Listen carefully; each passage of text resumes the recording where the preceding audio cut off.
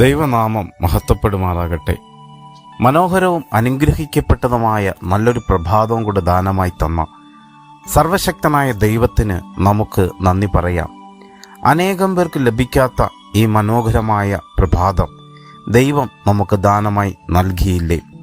സങ്കീർത്തനങ്ങൾ 46:7 നമുക്കിങ്ങനെ കാണുവാൻ കഴിയുന്നു: സൈന്യങ്ങളുടെ യഹോവ നമ്മോട് കൂടെയുണ്ട്, യാക്കോബിൻ്റെ ദൈവം നമ്മുടെ ദുർഗമാകുന്നു. കോരഹ് പുത്രന്മാർ മനോഹരമായ ഒരു സങ്കീർത്തനത്തിലൂടെ നമ്മോട് പറയുന്നു, നമ്മെ ഒന്നുകൂടി ഉറപ്പിക്കുന്നു, സൈന്യങ്ങളുടെ യഹോവ നമ്മോട് കൂടെയുണ്ട്.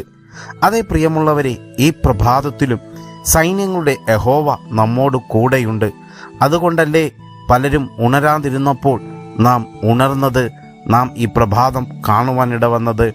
ഇവിടെ സൈന്യങ്ങളുടെ യഹോവ എന്ന പ്രയോഗം ദൈവത്തിൻ്റെ പരമാധികാരത്തെയും ശക്തിയെയും സൂചിപ്പിക്കുന്നു. ഈ ലോകത്തിലെയും സ്വർഗത്തിലെയും സകല സൈന്യങ്ങളുടെ നിയന്ത്രണം യഹോവയായ ദൈവത്തിനാണ്. നമുക്കറിയാം, യാക്കോബിൻ്റെ ജീവിതത്തിൽ ദൈവം ഇടപെടുകയും അവനെ സംരക്ഷിക്കുകയും ചെയ്തു. യാക്കോബിനെ ഇസ്രായേലാക്കി മാറ്റിയ ദൈവം നമ്മോട് കൂടെയുണ്ട്. അതേ, പേര് മാറ്റുന്ന ദൈവം, നിൻ്റെ അവസ്ഥകൾക്ക് ഒരു മാറ്റം തരുവാൻ കഴിവുള്ള ദൈവം ഈ പ്രഭാതത്തിലും നമ്മോട് കൂടെയുണ്ട്. അതെ, ഈ ദൈവം നമ്മുടെ ദൈവം. God bless you all. Amen.